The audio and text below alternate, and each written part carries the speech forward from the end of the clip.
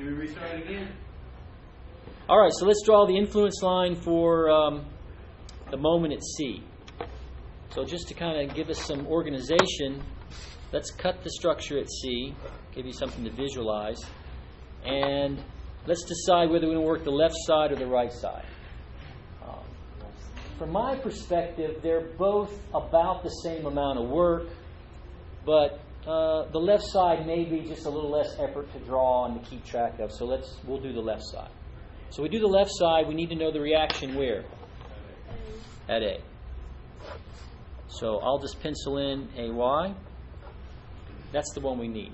So let me come over here and redraw the structure. And we will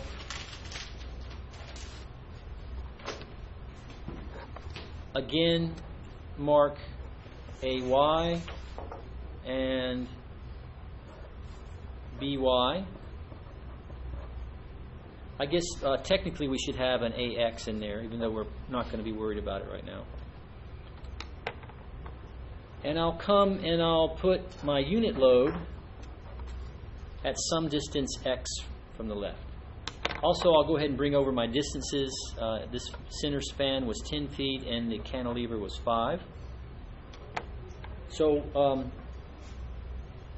how are we going to solve this problem to find AY? Yeah. So we'll sum the moments about B, make sure the structure's in equilibrium, and that should give us AY. So when I sum moments about B, I'm going to need a moment arm from B to my unit load. So in this position right here, what's the distance between B to the... 10 minus X. Right, it's going to be 10 minus X. So now as I sum moments about B, what is the moment due to the unit load? Is it positive or negative? Positive, so it has a value of 1 and a distance we just discussed, 10 minus X. I get all the way over to AY, and what do I get? Positive or negative moment? Negative. AY, and what's its moment arm? Right, 10. So I can solve for AY. AY is divide everything by 10. You get 1 minus X over 10. Okay?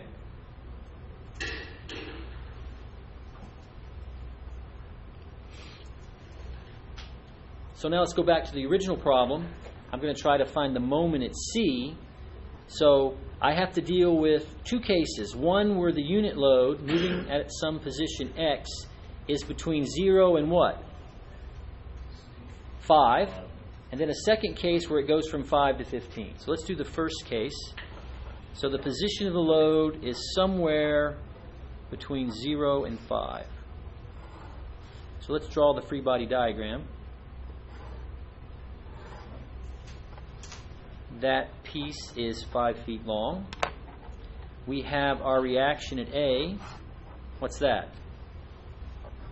1 minus X over 10. And I have an assumption of positive shear at C and positive moment at C. Now somebody asked me before, can you have both at once? And you can see that, yeah, you could easily draw or compute both the influence line for the shear at a point and the moment of the point at the same time. It's the same free body, you just have to write one more equation. So it is possible to do that. And then I have my unit load. Remember, it's at some position X. Now, how am I going to find the moment at C? Because that's what I'm looking for. You're going to sum moments what? At the cut, right? So let's do that and see what we need. So when I sum the moments at the cut, make sure it's in equilibrium, not C. I have the moment, and that's positive or negative? That's a positive. Now I've got 1 times this distance. So we forgot to establish this moment arm. What is it? 5 minus X. Right, 5 minus X. So now I'll have a positive moment generated by my unit load with a distance of 5 minus X. And then I'll have my reaction, right? And that's negative or positive? negative. So it has a value of 1 minus x over 10 and a moment arm of 5. So solve for the moment. What do you get? Well, before we do that, let's look over here. We've got, there's a 5, right? Minus a 5, so that seems to cancel. I've got negative x plus x over, 5 over x, which is 1/2. So I've got x, negative x plus positive x gives me positive 1/2 x. Is that right? So this should just be x over 2. And I'll have the weird units of feet. Is that all right? What happened to that first bit? Never mind. It's okay? Does everybody think that's okay?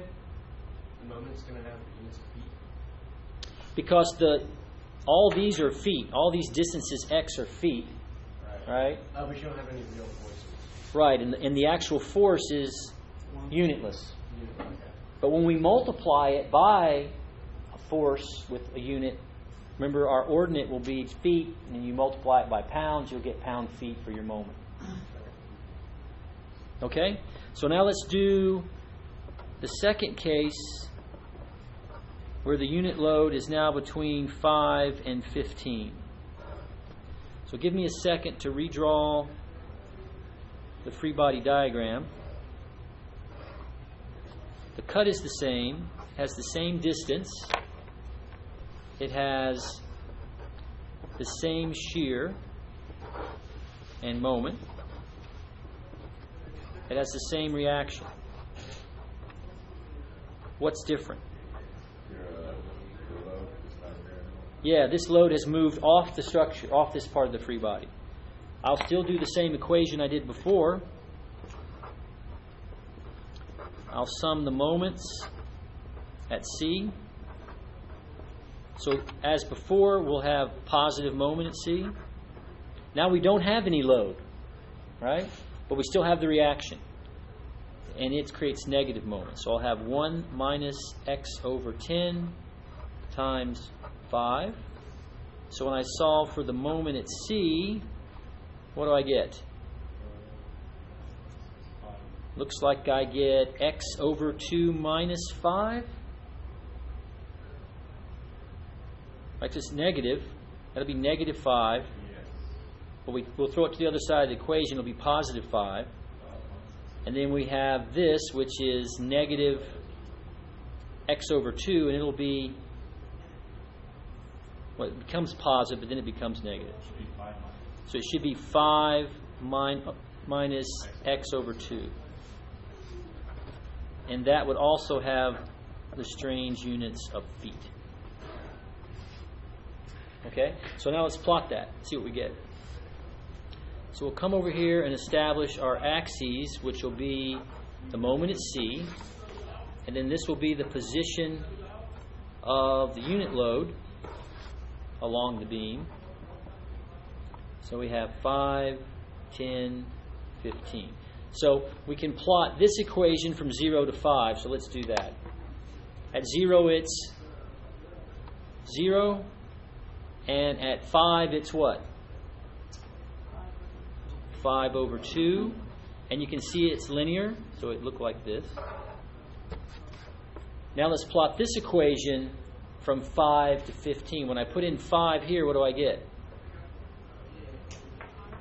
I got 5 minus 5 over 2 is 5 over 2. Now if I put in all the way out to 15, what do I get? What's 15 divided by 2? It's 7.5. 5 minus 7.5 is negative 5 over 2.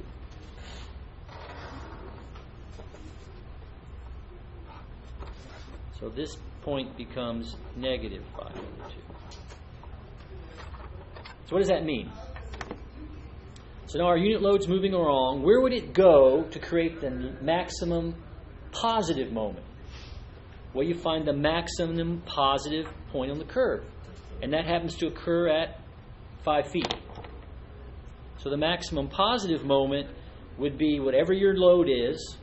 Let's just say it's 100 pounds. Then what would be the maximum moment when it arrives here at 5 feet? It'd be 100 times 5.5. 500 divided by 2 is 250 pounds. It'd be positive 250 pound feet, because remember the ordinate on our graph is feet. Now, where does it go to create the maximum negative moment? Here's the maximum negative ordinate.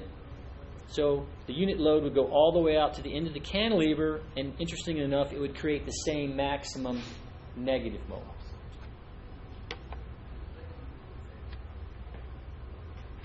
Any questions about that? Okay.